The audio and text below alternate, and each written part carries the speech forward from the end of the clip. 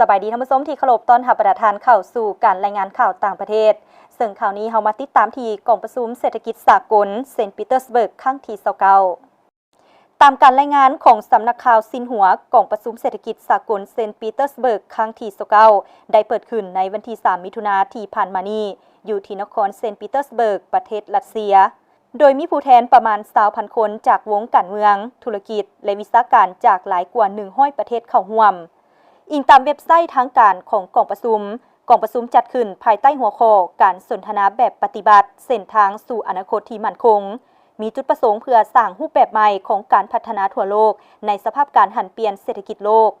กองประชุมดังกล่าวมีกองประชุมย่อย7แห่งและการสนทนาคำปราศัยและกิจกรรมแลกเปลี่ยนหลายกว่า170ครั้ง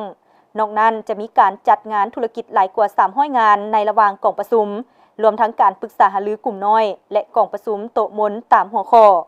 กองประชุมใหญ่ของเวทีปรึกษาหารือดังกล่าวถูกจัดขึ้นในวันที่5มิถุนายนและมีประธานาธิบดีรัสเซียท่านวลาดิเมียร์ปูตินเข้าร่วมและกล่าวคำปราศัย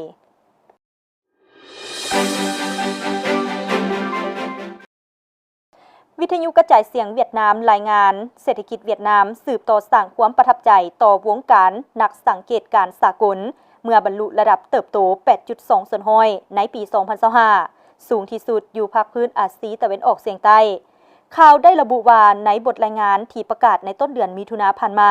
องค์การเศรษฐกิจที่ขึ้นกับกระทรวงเศรษฐกิจและการเงินฝรั่งตีราคาว่าเวียดนามได้ยืนยันความทนทานและรักษาท่าเติบโตอย่างแรงในสภาพที่การค้าทั่วโลกสุดโทรมการปะทะกันด้านภูมิศาสตร์การเมืองที่แก่ยาวและบรรดาระบบการสนองสืบต่อประเสริฐหน้ากับสิ่งท้าทายหลายอย่างตามการตีราคาขององค์การเศรษฐกิจฝรั่งแล้วปัจจุบันเวียดนามแม่นหนึ่งในบรรดาพื้นฐานเศรษฐกิจขยันขับเคลื่อนที่สุดอยู่อาเซียนสืบต่อดึงดูดแหล่งเงินลงทุนต่างประเทศอย่างแรง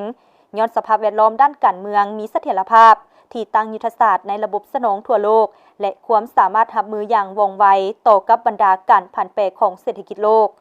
องค์การดังกล่าวสนใจเป็นพิเศษถึงยุทธศาสตร์พัฒนาใหม่ของเวียดนามปี2025กรมการเมืองได้ประกาศใช้มติใหญ่4ฉบับกำหนดทิศพัฒนาเศรษฐกิจด้วยเป้าหมายนำเวียดนามให้กลายเป็นประเทศพัฒนามีรายรับสูงในปี2045เพื่อหันเป้าหมายดังกล่าวให้ปรากฏผลเป็นจริงเวียดนามได้ตั้งความหวังรักษาระดับการเติบโตแต่ละปีแม่น10%ขึ้นไปในระยะยาวและผันขยายโครงการลงทุนพื้นฐานโครงล่างที่มีขอบขนาดใหญ่โดยยอดทุนคาดว่าประมาณ570ล้านดอลลาร์